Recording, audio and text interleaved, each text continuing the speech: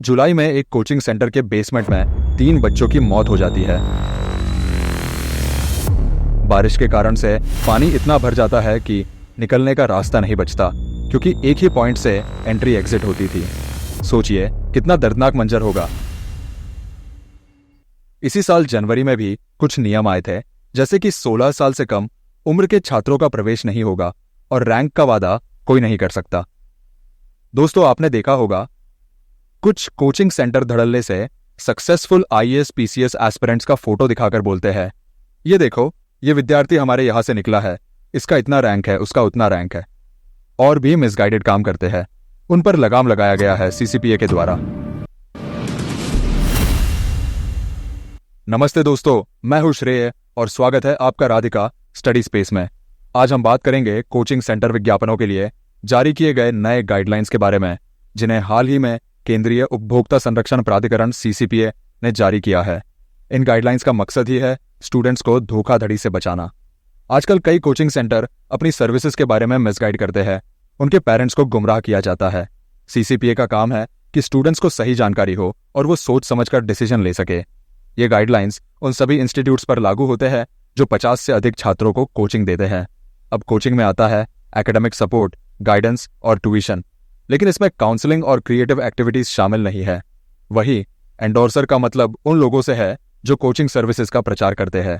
जैसे कि मैंने अगर कहा कि फलाना कोचिंग सेंटर अच्छा है, आप वहां एडमिशन ले लें, तो मैं एंडोर्सर कहलाऊंगा, मतलब मैं प्रमोशन कर रहा हूं। इन गाइडलाइंस के अंडर कोचिंग सेंटर्स को अपने कोर्स, फैकल्टी या फीस के बारे में झूठे दावे करने से मना किया गया है। वे एंट्री पाने की गारंटी या हाईएस्ट रैंक का दावा नहीं कर सकते। उन्हें अपने बारे में ठीक से सब कुछ सही बताना होगा, ताकि बच्चे कोई गलत उम्मीद लगा के ना बैठ जाए।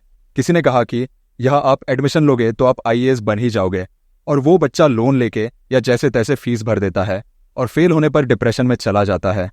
देखिए, दुनिया का कोई भी सेंटर ये गारंटी नहीं ले सकता कि उसके यहां से पढ़ने से आप जिस भी फील्ड में है उसमें आप सफल हो जाएंगे।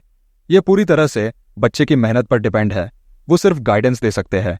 अब कोचिंग सेंटर छात्रों की तस्वीर या नाम को प्रमोशन में बिना लिखित सहमति के उपयोग नहीं कर सकते। ये सहमति तभी ली जा सकती है जब छात्र सफल हो जाता है। इससे थोड़ा प्रेशर भी कम होगा।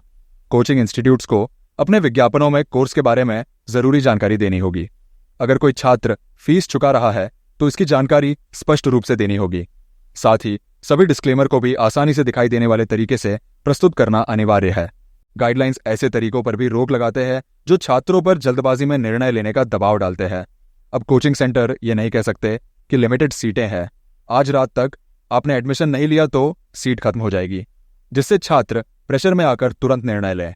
इस पर भी बैन लगाया गया है। अब हर कोचिंग सेंटर को राष्ट्रीय उपभोक्ता हेल्पलाइन एनसीएच के साथ मिलकर काम करना होगा। इससे छात्रों के लिए मिसगाइडेड एड्स और अनफेयर प्रैक्टिसेस का कंप्लेन करना आसान हो जाएगा।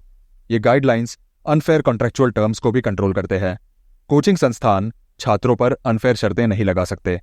मान लीजिए एक कोचिंग संस्थान अपने सभी नए छात्रों से ये शर्त रखता है कि अगर वो बीच में ही कोर्स छोड़ देंगे तो उनकी पूरी फीस जब्त कर ली जाएगी, चाहे उन्होंने आधा ही कोर्स पूरा किया हो। ये शर्त ठीक नहीं है, क्योंकि इससे छात्रों पर दबाव डाला जा रहा है कि वे हर हाल में कोर्स पूरा करें, भले ही कोचिंग उनके लिए उपयोगी ना हो या उनकी परिस्थितियां बदल गई हो। ये सब अब बंद होगा, ताकि छात्र बिना किसी अनुचित शर्त के कोचिंग को अपनी आवश्यकताओं के अनुसार चुन सके और जरूरत पड़ने पर बिना आर्थिक नुकसान के छोड़ भी सके। और अगर कोई नहीं मानता तो उपभोक्ता संरक्षण अधिनियम 2019 के तहत कड़ी कार्रवाई की जाएगी। सीसीपीए को पेनल्टीज लगाने और कंप्लायंसेस इंश्योर करने का अथॉरिटी है, जिससे कोचिंग सेंटरों में जवाबदेही तय की जा सके। ये गाइडलाइंस कोचिंग सेक्टर में ट्रांसपेरेंसी और निष्पक्षता को बढ़ावा देने का प्रयास करते हैं। इससे छात्रों को सही जानकारी मिलेगी और उन्हें शोषण और गलत जानकारी से बचाने में मदद मिलेगी। और इन सब के बाद भी अगर आपको लगता है कि आपके साथ इस तरीके का कुछ हुआ है, तो आपको पता है कि क्या करना है। एनसीएच हेल्पलाइन 2023 से 2024 में एनसीएच को कोचिंग सेंटरों के खिलाफ 16,000 से अधिक शिकायतें प्राप्त हुई। इन मामलों में कई छात्रों को रिफंड और अन्य समाधान दिलाने में सफलता भी मिली है। अब चलिए जान लेते हैं एग्जाम पर्सपेक्टिव से कुछ पॉइंट्स। सीसीपीए केंद्रीय उपभोक्ता संरक्षण प्राधिकरण उपभोक्ता अधिकारों की रक्षा करता है और विभिन्न क्षेत्रों में पारदर्शिता सुनिश्चित करता है। एनसीएच राष्ट्रीय उपभोक्ता हेल्पलाइन उपभोक्ताओं की शिकायतें दर्ज करती है और समाधान का रास्ता दिखाती है। BIS भारतीय मानक ब्यूरो उत्पादों और सेवाओं के लिए गुणवत्ता मानक तय करता है। इन नए दिशा निर्देशों से कोचिंग इंडस्ट्री को और अधिक संगठित और पारदर्शी बनाने का प्रयास है। उम्मीद है कि इसके जरिए छात्रों को बेहतर और सही विकल्पों के लिए एक स्पष्ट दिशा मिलेगी। एंड नाउ, जाने से पहले मैं आपके लिए एक MCQ छोड़ के जा रहा हूं। किस शहर ने दीपोत्सव 2024 के दौरान 2,50,00,000 से अधिक दिए जलाकर गिनीज वर्ल्ड रिकॉर्ड बनाया? आपके ऑप्शंस हैं वाराणसी, अयोध्या, मथुरा, हरिद्वार। आप इसका जवाब कमेंट बॉक्स में दे सकते हैं और जिसका उत्तर सही होगा उनके कमेंट्स को मैं अगले वीडियो पर हाईलाइट कर दूंगा। पिछले वीडियो में हमने सवाल पूछा था, हाल ही में किस आध्यात्मिक नेता को फिजी के सर्वोच्च नागरिक पुरस्कार honorary officer of the order of Fiji से सम्मानित किया गया?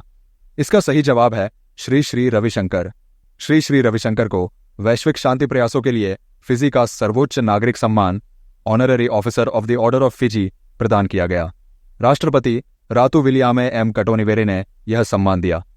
द आर्ट ऑफ लिविंग के संस्थापक श्री श्री रविशंकर को 5 देशों से शीर्ष सम्मान मिला है। फिजी में उन्होंने युवाओं के सशक्तिकरण और मानसिक स्वास्थ्य पर चर्चा की। इसी के साथ हम इजाजत चाहेंगे। Thank you all. जय हिंद।